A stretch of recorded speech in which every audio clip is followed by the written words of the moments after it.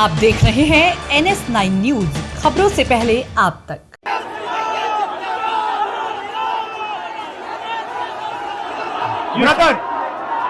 यहाँ पे हमारा माइक खराब हो गया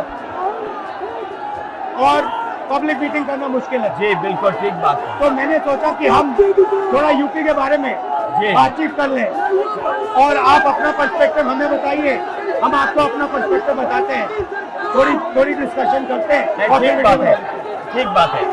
मैं समझता हूँ कि जब माइक खराब हो गया हम दोनों बात करेंगे, वो रिकॉर्ड होकर के जाएगी तो लोग बेहतर और अच्छा समझेंगे और अच्छा रिजल्ट आएगा। और क्योंकि सोशल मीडिया से वेल कनेक्टेड है तो सब लोगों को जानकारी मिल जाएगी कि हम और आप क्या बोल रहे हैं। यूपी जो 80 सीटें ले रहा है, इसमें 79 सीटें समाजवादी पार्टी, कांग्रेस, इंडिया गठबंधन जीत रहा है। एक जो क्यूटो है उसमें हम और आप लड़ाई में हैं। और इस बार क्यूटो नाम कैसे जापान वाला ही है? ये क्यूटो क्योंकि जो प्रधान सांसद हैं उन्हें सपना दिखाया था काशी के लोगों को कि दुनिया की सबसे बेहतर सिटी बनेगी क्यूटो।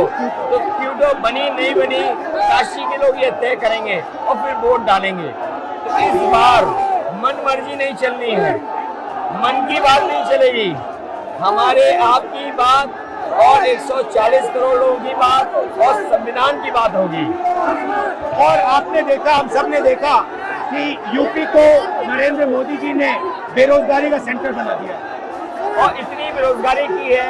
ये जितने बच्चे दिखाई दे रहे हैं ये वो लोग हैं दिखाओ जो अग्निवीर या पेपर लीक जिसकी वजह से इन्हें नौकरी नहीं मिली है और ये सब रोजगार नौकरी चाहते हैं।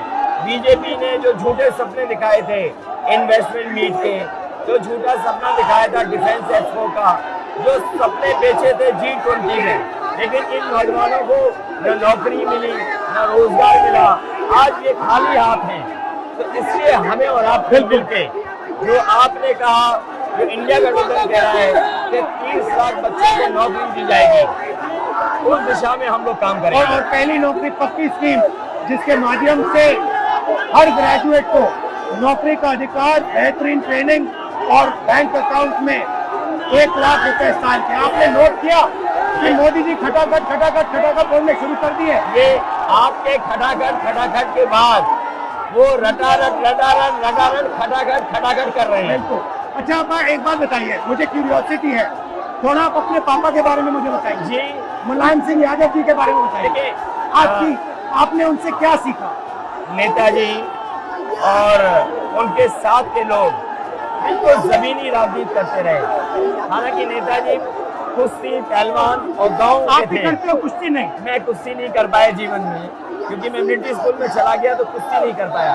लेकिन नेताजी इसीलिए धरती पुत्र बोले गए कि वो जमीन की बात को समझते थे। धरती पर जो लोग हैं उनकी क्या भावना है उसको लेकर के वो आगे बढ़ाना चाहते थे। और आपका इस क्षेत्र से और इस शहर से आज का लगाव नहीं है, न जाने कितने सालों पुराना लगाव है। जो इमोशनल कनेक्ट आपका इस शहर और शहर से है वो शायद और किसी राजनीतिक परिवार का नहीं होगा। तो नेताजी से उनका हार्डवर्क और अपने लक्ष्य के लिए लगातार काम करते रहना, जो गैर बराबरी की लड़ाई डॉक्टर राम मनोहर लोहिया यहीं लड़े थे। हालांकि हमारी आपकी विचारधारा की यहाँ टकराव रहा, लेकिन हमारे व्यक्तिगत या जो सिद्धांत में कभी समझौता नहीं हुआ। सिद्धांत को लेकर के हमने आपके साथ खड़े हुए और कई बार खड़े हुए, और आपकी भी पार्टी सिद्धांत से बहुत करीब रही समाजवादियों के। बट मुझे लगता है कि अब एक नई तरीके की पार्टनरशिप बन रही है, क्योंकि जो इस बार हमारा कोऑपरेशन है, शायद पहले ऐसा कोऑपरेशन नहीं हुआ। मतलब बिल्कुल सब जुड़ गए। सबसे अच्छा ये है कि जितना उन्होंने कहा 2 लड़कों की जोड़ी, उतना युवा आपसे, हमसे, इंडिया गठबंधन से और जुड़ गया। तो ये नेचुरल अलायंस है, और नेचुरल अलायंस इसलिए लोग महसूस कर रहे हैं कि वो चाहते हैं कि नौकरी और रोजगार मिले,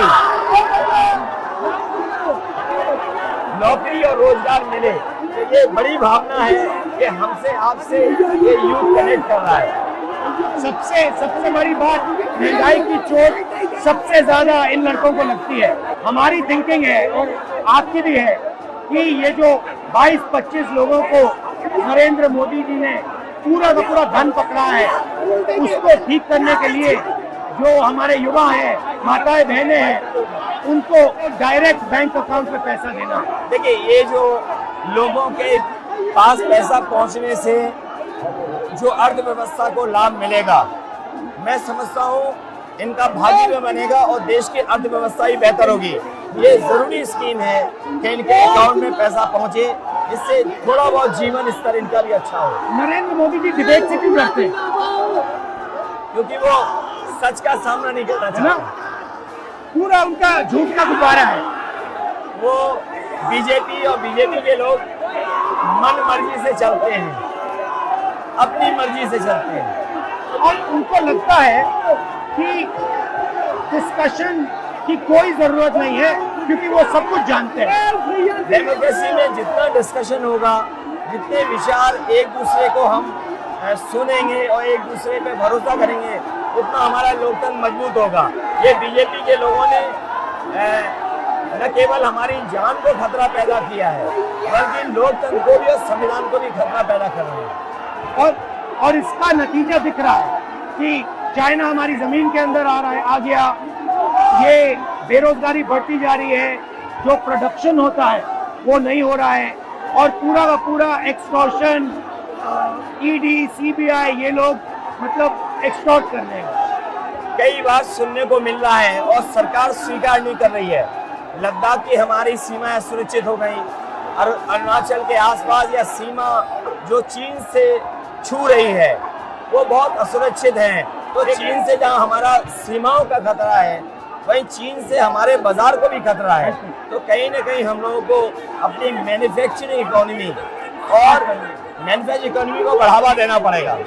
और ये जो स्कीम्स है, पहली नौकरी पक्की और महालक्ष्मी, ये मैन्युफैक्चरिंग सिस्टम को, इकोनॉमिक सिस्टम को जंप स्टार्ट करने के तरीके हैं। ये बहुत अच्छा जंप स्टार्ट होगा। इसको अगर फोकस हो करके आईआईटी, पॉलिटेक्निक, इंजीनियरिंग कॉलेजेस को, इन सबको इकोसिस्टम में ला करके, मैं समझता हूँ युवा नौजवानों को अच्छी नौकरी और रोजगार मिल पाएगा। और हमारा लक्ष्य है कि सब, हर जात को भागीदारी मिले, स्पेस मिले, हर इंस्टीट्यूशन में, बिजनेस में, एजुकेशन के सिस्टम में।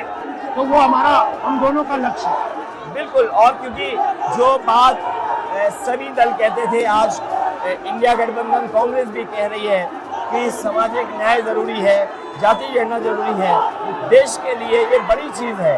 जो दुनिया में अमेरिका है, यूरोप है, अपने उन लोगों के लिए जो पीछे छूट जाते हैं, उनके लिए कुछ काम करते हैं। तो हमारा जो देश जाति के आधार पर पिछड़ा है, तो इसको आगे बढ़ाने के लिए ये बड़ी भूमिका होगी इस बार।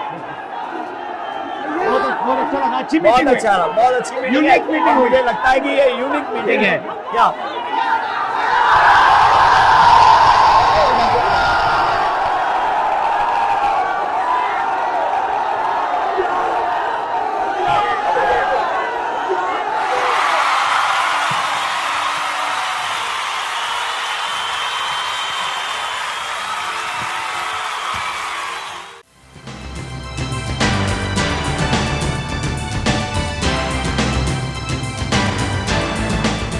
आप देख रहे हैं NS9 न्यूज, खबरों से पहले आप तक।